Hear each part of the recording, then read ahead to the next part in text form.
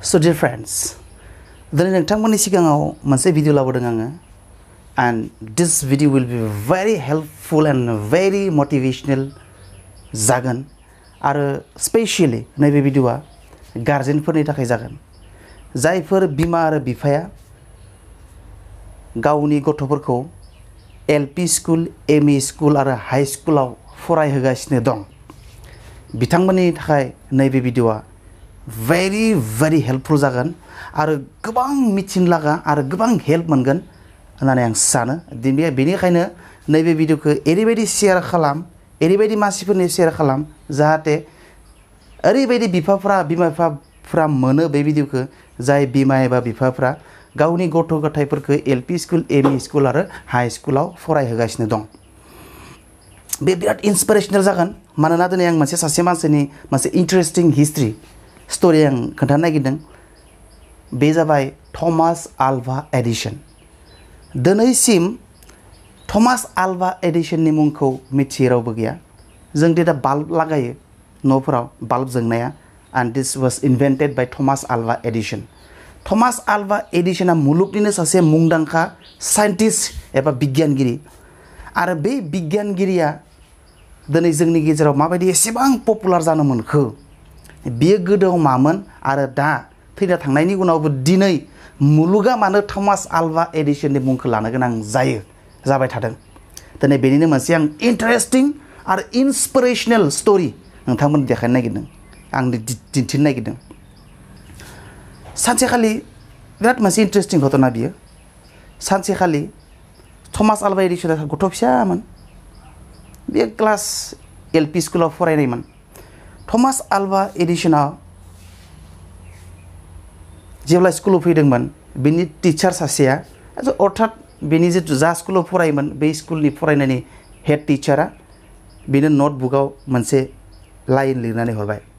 आरो Thomas Alva एडिसनखौ बुंबाय जे थमास नोङो नैबेखौ नोंसानो मानो देखाय दे रावनोबो देखायनाङा होननानै थमासखौ बुंनानै हरबाय आरो नटआव माबा मोनसे लिरना हरदों आरो हेड टिचारा थमास आल्वा एडिसननि आखायाव बेनिफ्राय बिनि बिमानो देखायनो थाखाय बुंहरबाय आरो थमास आल्वा एडिसन आरो फुरथि सारा मायबा हरदों आंनो दिनै डायरियाव लिरनानै बेनिफ्राय थमास आल्वा एडिसना न'आव मोनहैग्रोमोना बिमाखौ बुंबाय आयै सारा मायबा हरदों लिरनानै नटबुकआव नोंखौ आन्था फरायनो खोन्थादों होनना बुंबाय आरो मोदैया सायरा गबाय आरो फिसाज्लानो जर फरायनाय खोन्थायाखै फार्स्टआव डायरिखौ नायग्रोबाय डायरिखौ फरायनाय लोगो बिमानि थाइनै मेगननिफ्राय ज्राम मोदै गनो हमबाय आरो आसुरित जाबाय बिनिफ्राय थमास आल्वा एडिसना सोंबाय मा जादों आयै होननानै थाब बिनिफ्राय बिमाया मोदैखौ हमथाबाय आरो गाबि बायदि देखायफ्लाबाय गाबाखै जेनेबा जास्ट माने डायरिखौ नुनानै दुखु नांहाबना मोदै अखारदोंमोन नालाय बिखौ हठात बियो मोदैखौ हमथानानै हुस्लिबनानै बियो बिमा बिफानि फिसाज्लानि सिगाङाव थमास आल्वा एडिसननि सिगाङाव मिनिनानै फरायना देखायबाय आरो ओरै लिरनाय दं होननानै Your son is a genius. Our school is too small to train him. Please train him yourself. होननानै बिमाया बरिया फरायनानै खोन्थाबाय आरो थमास आल्वा एडिसननो थारमाने Your son is a genius. नोंनि फिसालाया बिराद गियानि. Our school is too small to train him and doesn't have enough teachers. जोंनि फरायसालिया गोबां फिसा आरो फोरोंगिरिनि आंखाल थमास आल्वा एडिसनखौ सोलोंथाइ होनो थाखाय बेनिखायनो बिखौ न'आवनो फोरों so train him at home yourself बिखौ नों गावनो न'आवनो फोरों होननानै फरायनानै फिसाज्लानो देखायबाय आरो खोन्थाबाय आरो बेनिफ्राय फरायनानै उल्थासो खोन्थादो नालाय लिरनायाथ' बेलेगसो दं बेनिफ्राय बिमाया बिराद दुखुजों बिराद गाबबाय आरो थमास आल्वा एडिसना ओरैबायदि गाधामोन थारमाने फरायनायाव जायनि थाखाय बियो स्कुलनिफ्राय एक्सपेल खालामजादोंमोन एक्सपेल खालामजानाया माबायदि दा मिथिगोन आं एसे बुंना लाग्रोदों ओंखायनो बेनिफ्राय बिमाया बिराद दुखुजों थाबाय बिदिनो बिराद मोदै साराब जानानै खदाय टेनसन जाबाय बियो जानजाय खाब्राबाय हे साला होननानै आंनि गथ'खौ बेबायदि अपमान खालामदों आंनि गथ'खौ लिरनाया बेलेग दोङो नालाय मोजांसो फरायना खोन्थादो थमास आलभा एडिसननो बिमाया बे दुखु सिङाव नांनानै आसाला आंनि गथ'खौ बिदिसो अपमान खालामदो र' आंनि गथ'खौ आंनो फोरोंगोन बै दिननिफ्राय बियो जान्जाय खाफ्राबाय आरो बे जाम्बा गथ'खौ आंनो फोरोंगोन आंनो गोरों खालामगोन बिराद मारामाथा नाजा न'आवनो फोरोंनो लाबाय बियो न'आवनो गावनो टाइम होग्रा जाबाय बियो जानाय लोंनाय थांनाय फरायनाय उन्दुनाय जेरावबो बियो खायदा कौशल बाहायनानै बियो गथ'खौ फोरोंनो लाजेनबाय मावनाय दांनायनि गेजेरजों बियो फोरोंनो लागिबाय बियो फरायनो गोसो जायानिखौ फरायबा फराया बियो खिन्थु मावनाय दांनायनि गेजेरजों बियो गथ'खौ मा रोखोमै हायो 24 घन्टा बियो गथ'खौनो साननानै टाइम हेगारबाय बे गथ'खौ मारै फोरोंनो हागोन नैखौ गथ'खौ माबायदि रोंहोनो हागोन मावनाय दांनायनि गेजेरजों फरायनो होनबाथ' बायो बियो फरायनो होनबाथाय बायो बियो खिन्थु मावनायनि गेजेरजों बिखौ बोरै फोरोंनो हागोन बे बुस्थुखौ 5 दाजाब 5 10 जायो 5 सानजाब 5 25 जायो बिखौ फरायना लाबासिनो 5 सानजाब 25 होनाबालासिनो बिखौ मावनायनि गेजेरजों एक्टिभिटिनि थ्रुयैदि बोरै बिखौ प्रेक्टिकेल गियान होनो हागोन जे 5 सानजाब 25 बे बुस्थुखौ बियो 24 घन्टा सानबाय थाग्रा जाबाय आरो बियो 24 घन्टा गावनि फिसाज्ला थमास आलभा एडिसननो टाइम होबाय थाग्रा जाबाय खिन्थु दुखुनि बाथ्रा साननैसो थानानै बिनि बिमाया थैना थांनायसै बिखौ साक्सेसफुल खालामनो मोनैनि सिगाङावनो थमास आलभा एडिसननि बिमाया थैनानै थांबाय सानसेखालि बिदिनो न'आव थानायाव माबा माबि नायगिरलाबायनायाव थमास आलभा एडिसना बाहाय देरबाय सेंग्रा देरबाय थमास आलभा एडिसना सानसेखालि बाकसाव कागजनि थुख्राखौ मोनबाय बै डायरियाव जिथु लिरना हरदोंमोन बिनि टिचारा बेखौ बिसिनानै बिमाया बाकसाव एसिना दोनदोंमोन आरो बै कागजनि थुख्राखौ बोरैबा माबा माबि नायगिरनायावनो थमास आलभा एडिसना बे कागजनि थुख्राखौ मोनबाय बे फरायनानै बिथ' बै सारा लिरना हरनाय डायरिनि थुख्रासो बियो हठात बुजि मोनबाय बियो लोगो लोगोनो बे फरायना नायबाय बेयाव लिरनाय दं your child is mentally deficient we cannot teach him we cannot teach him we cannot let your child to attend our school he has been expelled होननायसो लिरनाय दंमोन थारमाने नोंनि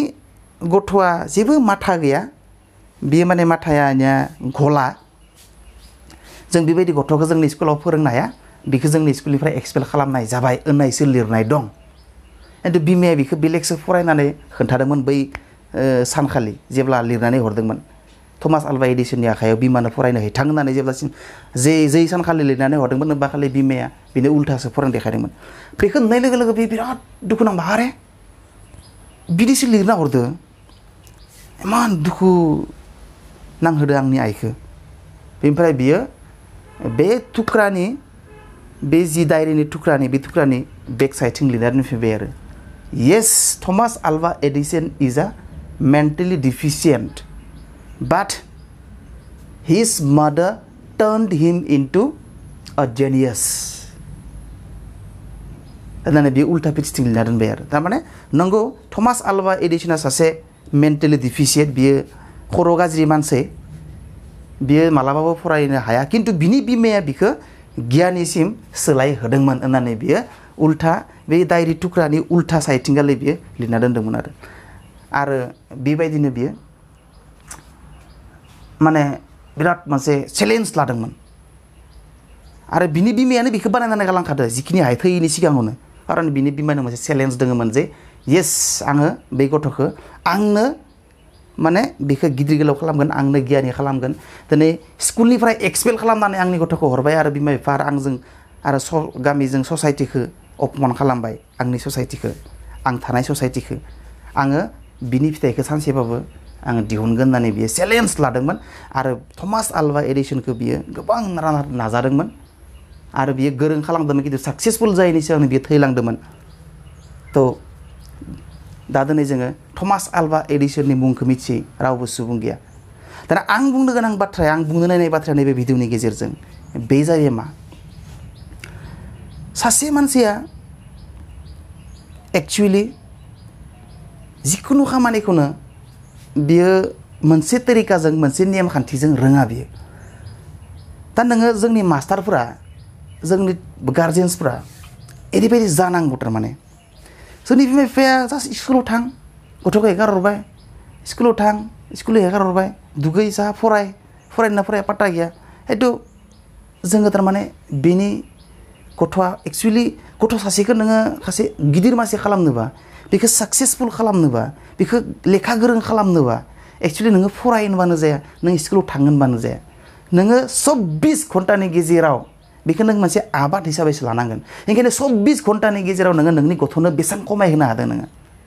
24 घन्टानि गेजेराव नोङो बेसेबां खमायहोनो हादों नों गथ'खौ सासे साक्सेसफुल पार्सन जानो लुगैबानो जाया नोङो डक्टर जा नोङो इन्जिनियार जा नों उकिल जा नोङो हाकिम जा नों आइएस अफिसार आइपिएस अफिसार जानोबा जाया नोङो बेखौ आइपिएस अफिसार जा होननायनि नामाव 24 घन्टानि गेजेराव नोंनि गथ'नो नोङो खै घन्टा टाइम होनो हादों नोङो 2 घन्टा 3 घन्टा 4 घन्टा 5 घन्टा नो 0 घन्टा जोंनि गार्जेनफ्रा जोंनि गथ'फोरनो 0 घन्टा टाइम होयो 0 घन्टा स्कुलाव थां येस जाबाय स्कुल थांनो होदों आङो फराय मोना फरायनो होदों आङो नो दिस विल नट वर्क बे जानाय नङा 24 घन्टानि गेजेराव नों अन्तत नोङो गथ'नि नामाव जिहेतु बे गथ'आ नोंनि फिउचार जिहेतु जोङो आबाद मावोबा बे आबादखौ जोङो बोसोरगिदिंना जानांगोन बे आबादखौ जोङो दाउला दाउ गिसिबनायनिफ्रायनो जोङो हालेवनो थांनानै सासे आबादारि मानसिया साननि 10टा 12टा लासे खामानि मावो दुब्लियाव बियो आरो बेनि फिथाइ महरै जोङो 6 माहा जानो गोनां 6 माहा खेथि मावना 6 माहा जों ओरैनो उन्दु जायो जयै जायो थारमाने मा नोङो गथ' सासेखौ साक्सेसफुल पार्सन जानो लुगैनानै डक्टर इन्जिनियार उकिल हाकिम जानो लुगैनानै नों जि बै गथ'नो 24 घन्टायाव नोङो 5 घन्टा 10 घन्टा होनो हायाबा नोङो नोंनि गथ'निफ्राय मालाबाबो फिथाइ लुबैना लाब गैया पाप बियो आंनि गथ'आ इन्जिनियार जा डक्टर जा होनना नों सानोब्ला नों आरो बे गथ'नो नोङो 10 घन्टा होनो हायाबा गथ'खौ फरायनायल' जाया नोङो 10 घन्टा टाइम होनो हायाबा गथ'नो नोङो मालाबाबो बिखौ नोंनि गथ'खौ डक्टर जानो नों लुबैनाङा इन्जिनियार जानो नों लुबैनाङा जायाबो जानो हानाय बियो बाय लाक आनलाकिलि बोरैबा जानोबो हानाय खिन्थु बियो 100% बियो जागोन नों मिजिंथिनो हाया ओंखायनो नोङो टाइम होनांगोन नोङो मानिबा समाज लिडार जानो हानाय नोङो मायबा अर्गेनाइजेसन लिडार जानो हानाय नोङो माखासे बर'नि बिराद आफादफोर दङ बै आफादफोरनि नोङो लिडार जानो हानाय आबसुनि नों लिडार जानो हानाय बर' साहित्य सभानि लिडार जानो हानाय धोरोम आफादनि लिडार जानो हानाय पलिटिक्सनि लिडार जानो हानाय नोङो खिन्थु नोंनि गथ'नो नोङो टाइम होनांगोन अब्लासो नों बै नोंनि गथ'निफ्राय एक्सपेक्ट खालामनो हागोन येस आं आंनि गथ'खौ डक्टर जानो लुगैयो होमबासो बुंनो हागोन नोङो येस आं आंनि गथ'खौ इन्जिनियार जानो लुगैयो होमबासो बुंनो हागोन नों येस आंनि गथ'खौ आं आइपिएस आइएएस अफिसार जानो लुगैयो आरो नोङो जुदि टाइमखौ होनो हायाबा नों मालाबाबो एक्सपेक्ट खालामनाङा जे आंनि गथ'आ मोजां मानसि जागोन आंनि गथ'आ मोजां मानसि जानायबा हामगौमोन अफिसार जानायबा हामगौमोन डक्टर इन्जिनियार जानायबा हामगौमोन नो यु डोन्ट एक्सपेक्ट देट नों टाइमखौनो होआखै नोङो बोरै बेबायदि एक्सपेक्ट खालामनो हानो नोङो हानाय नङा नोङो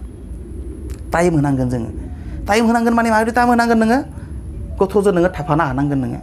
गथ'आ 12टालासे फरायोबा नों 12टालासे जमा थाफानो हानांगोन नोङो गोदोर टिभिनि साउन्ड होनानै नायबाय थायोबा जानाय नङा गथ'आ मोनसे रुमाव 10टालासे फरायदोंबा नोङो 10टालासे जिरायना थानो हानांगोन नोङो गथ'बाबो नों फरायना नोङो फुर्स होननानै नों घंखरनानै मुना थाबाय थायोबा जानाय नङा गथ'आ 2टालासे फरायदोंबा नोंबो गथ'नि खाथियाव 2टालासे जमा थानो हानांगोन नों खस्थ' खालामनो हानांगोन नोङो सक्ल' बख्ल' गथ' सासेया 2टालासे फरायगोन माबायदि नोङो बिथिंगाले फुस होना हंख्रनानै मुरनो थागोन नोङो गन्थं दामनानै गथ'आ हारसिं फरायबाय थानोसै होनबा नोङो खस्थ' खालामफानो हानांगोन नोंनि गथ'आ 2टालासे फरायबा नों गथ'नि खाथियाव नङाबाबो जायखिजाया नोङो जेयावनो जाया मानो नोङो न'आवनो उन्दुआलासिनो नोंबो थानो हानांगोन नों गथ'खौ बुंबाय थानो हानांगोन मटिभेसन होनो हानांगोन नोङो मटिभेट खालामनो हानांगोन नोङो नङाबा जानाय नङा बियो बोरैबा एक्सिडेन्टेलि सोरबा सासे सानैया साक्सेसफुल जायो जोथोन लायैयावबो खिन्थु 100% नों जोथोन नों साक्सेस जानो लुगैथारदोंबा नोङो टाइम होनो हानांगोन बेनिखायनो बुंदों आरो मोनसे बाथ्रा बुंनो नागिरदों मानसिया जोनोमजों लोगोसे एक्सपार्ट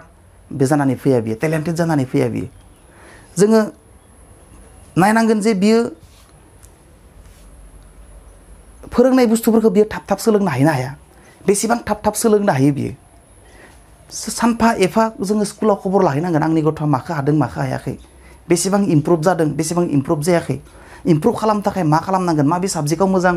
पारफरमेन्स खालामदों माबे साबजेक्टआव मोजां पारफरमेन्स खालामाखै जोङो बै बुस्थुफोरखौ खम समाय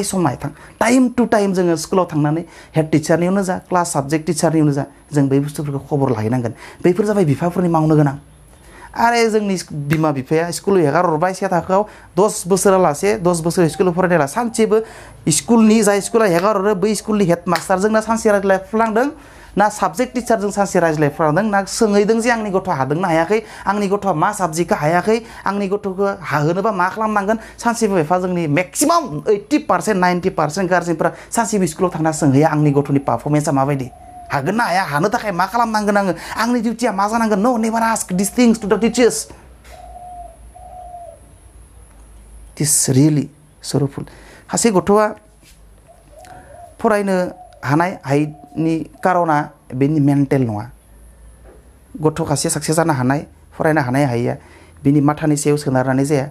खिन्थु बिनि फोरोंनायनि जिथु टेकनिक बे क्लासरुम सासेयाव 10 जन फरायसा दङ नोङो थं थं टिचार सासेया फोरोंलांबाय बे सोरबा सानै हाबाय सोरबा 8 जना हादिया बेनि कारना मा बेनि कारना मा जे 10 जन फरायसाखौ एखे लोगो फोरोंबाय बिनि गेजेराव सानैयाल' हाबाय 8 जना हादिया बिनि कारना मा नै सानो मा जे बे सानैयाल' टेलेन्टेड माथा गोनां बाखि 8 जना माथा गैया मेन्टेलि डिफिसियेन्ट नामा नो बै फोरोंनायनि technique the way you are teaching is not appropriate for those 8 students नोंनि फोरोंनायनि जिथु टेकनिक जिथु फोरोंनायनि खायदा बै खायदाया बै 8 जन फरायसाफोरनि थाखाय सुटेबोलानो जायाखै बै सानैनि थाखायल'सो सुटेबोल जादों नों माबा बियो मानो हायाखै कारना मा हायैनि कारना बि नङा जे बियो माथाया बिनिया डिफिसियेन्ट माथाया बिनि घला बे सानैयाल' 10 जननि गेजेराव सानैल' बुजि मोन्दों बे सानैयाल' माथा गोनां नङा एक्चुअली ओइ नोंनि बुजायनाया बै सानैनि थाखायल'सो कम्फर्टेबल जादों सासे टिचारनि बाथ्रा बुंबाय थादों आङो सासे टिचारनि बुजायनाया बै सानै फरायसाफोरनि थाखायल'सो कम्फर्टेबल जादों आरो सुटेबल जादों बाखि 8 जननि थाखाय नोंनि जिथु बुजायनायनि टेकनिक बे टेकनिकआ एकदम खामानि गैया घाटिया बुजायनाय जादों बे बाखि 8 जन स्टुडेन्टनि थाखाय बे 8 जन स्टुडेन्टखौ नोङो बुजायनांगोनबा बै सानै मानसिया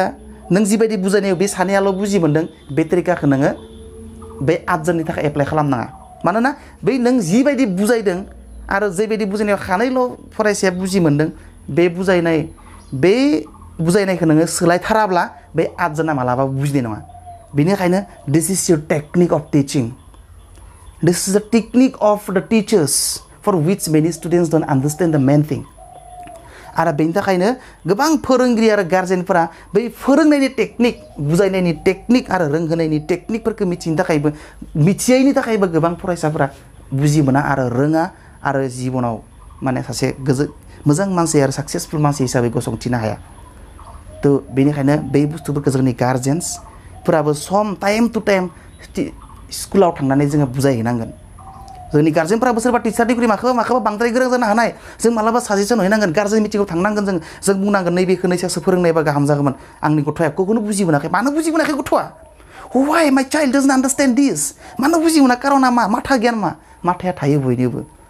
ओंखायनो गार्जेन्सफोरा टाइम टु टाइम स्कुलफोराव थांनांगोन गार्जेन मिटिङाव थांनांगोन आंनि गथ'आ मानो हाया माखो हाया आरो हाहोनो थाखाय मा खालामनांगोन बै बुस्थुखौ कमप्लिटलि दायित्व बिमा बिफाया लानांगोन आरो टिचार्सआ लानांगोन अब्लासो गथ' सासेया साक्सेसफुल आरो मोजां फरायनो हानाय जागोन अके सि इउ नेक्स्ट